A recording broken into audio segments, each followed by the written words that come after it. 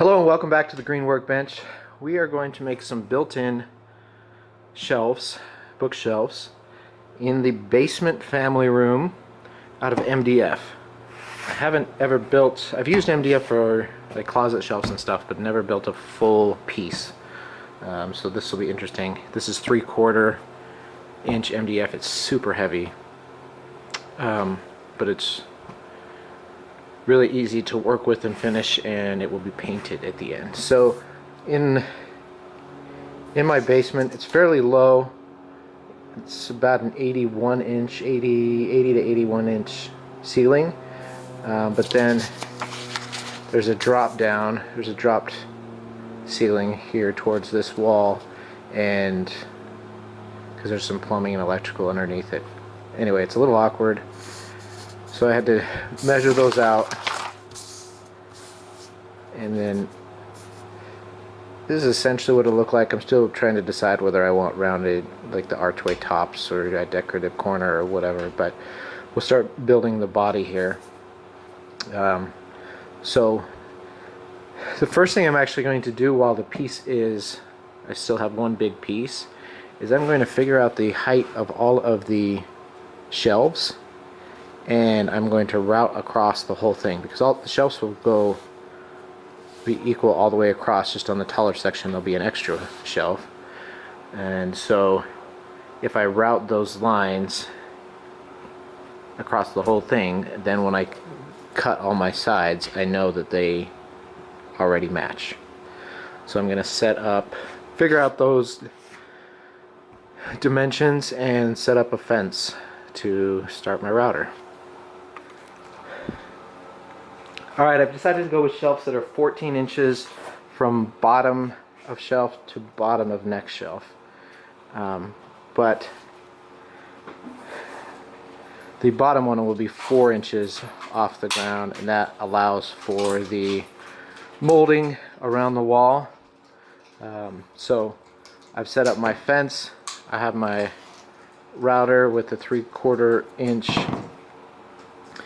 bit, and I've set it so that it's about 3/8 inch deep. So I'm going to cut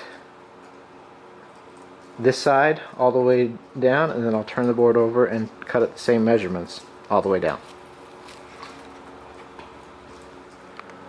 Okay, so previously I said I was going down 3/8 inch deep. That was a lie. It's a 1/4 inch. So I'm going to flip it over. My two end pieces only need to be dadoed on one side, but the two middle pieces need to be dadoed on both sides.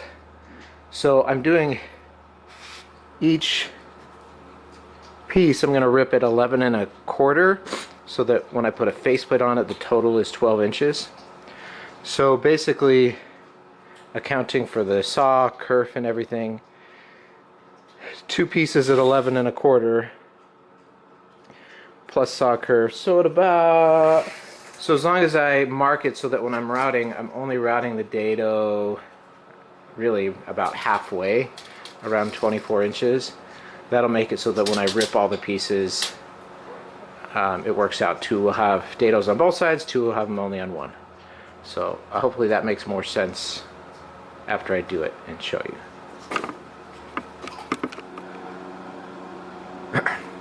Alright, I have my rip cut jig set up, so I can use my circular saw to cut the 11 1/4 inch wide lengths, 2 from this side, 2 from the other side, and I will have all of the sides of the bookcase ready to go, and I can start cutting shelves. Alright, I've got all my boards ripped, which includes the shelves. So now I have to cut out the toe, or where the baseboard.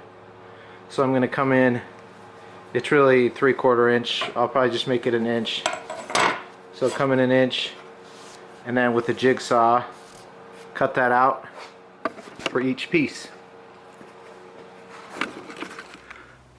Okay, I've cut these pieces. They're going to be the supports in the back that will keep things square. So there's one at the top and one at the bottom in the back. So now I'm going to take my bit and drill pocket hole screws. It'd be nice if I had a double, but I don't, so I'm just going to have to do them one at a time. Remember, when you're measuring these, you're measuring what will be the inside of your cabinet, not the outside. So just make sure when you're figuring it out that you calculate the full width and minus 1.5 if you're using 3/4 inch stock. Alright, so I'm starting to put things together.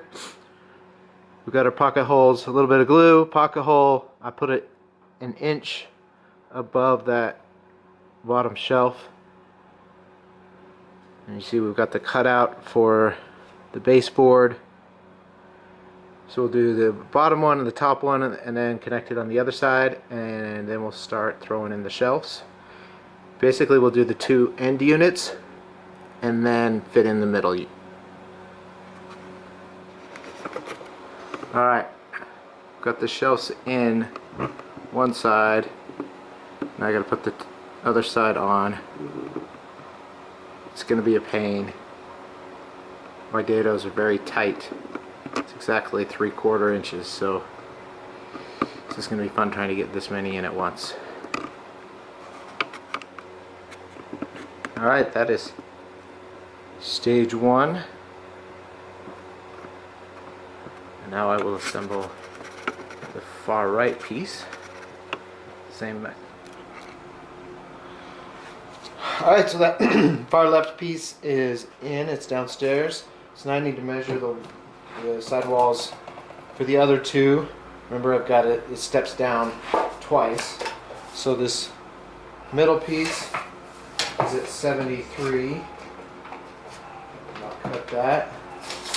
And then the far end piece, which is my shortest piece, is at 69. So we'll cut those and then we will start cutting shelves for the far right piece. I want to make sure my shelves are all the way down in the dado. Like I said, it's tight. So I'm taking this bar clamp, tighten it all the way in, take it off, and then shoot a couple finishing nails in the bottom there.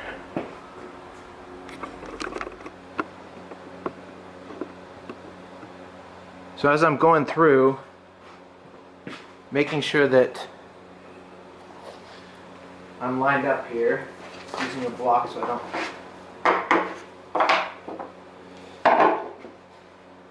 And then once it's lined up, I'm driving some nails inside the dado to hold it while the glue dries. Make sure you're putting your braces on the back. You'll notice I didn't do a middle shelf. That's going to be a section where if I have something taller than 14 inches, but because it still has the dados, I'm going to build like a little box on each side so only the center of it is tall. So here's what I was talking about with the shelf.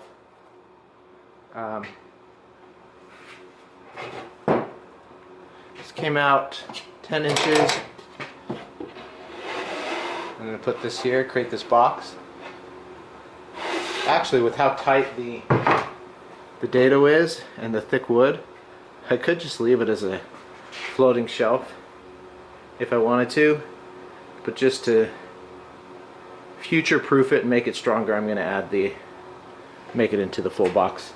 So in order to put this piece, you can just make sure it's square, glue, and drive a nail into it.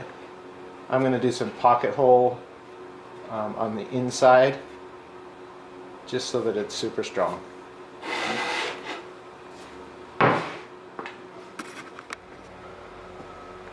Alright, I've got both boxes on. This stuff is really messy. So I'm going to take that inside, make sure it gets measured properly, and then I'll cut the shelves for the middle section. I don't know if you can see it. For the middle shelves, I set up my router and it's just bare. It's not even a 1/16 that it's cutting, shaving. But that'll allow me, when I have the two sides, to just slide the middle shelves in. Since they're so tight and I've had to pound them in, there's no way I would be able to do the middle. So just that little teeny lip, and I'll be able to just slide them right in. Alright, I have the two sides installed. Screwed into studs in the back, and then shimmed in the front because I'm putting it on carpet. So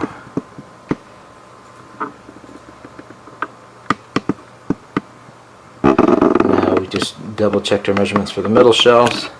I'm a little bit off, so I have to trim a little bit off the shelves, and then I'll be good to go. Alright, it's installed. Those center shelves slid right in with that routed edge. Everything is screwed up against the wall so it's nice and secure. It's not going to tip over. So now we just need to make the face frame, and we'll frame it all out, do a little bit of touch-up sanding and paint. You'll notice I have one shelf missing. I'm going to make one that's not the full width, so it just sits in the back.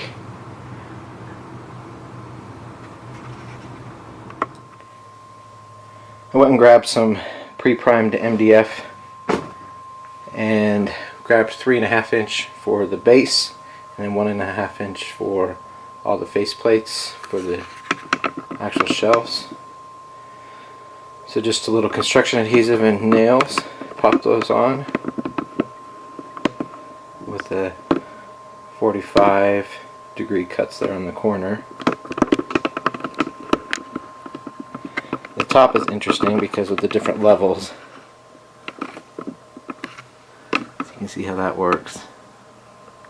But I'll continue. I'm going to do all the verticals first, the long verticals, and then I'll start doing the horizontals. I went through and I measured all of the horizontal pieces individually and wrote those down as my cut list. They're all just a teeny bit different because of the way it's just the wall and everything. So just don't assume that everything is the same. So make your cut list, measure every piece, and then go out and cut it. And make sure you mark it after you cut it so you know which one is which.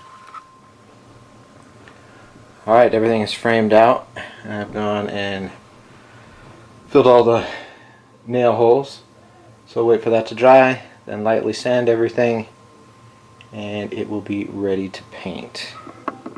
The boxes over there, you can build doors if you want some enclosed space as well. I may do that at some point. But it's fine as it is already. That's kind of my step down top. Most houses won't have that, so you wouldn't have to worry about it.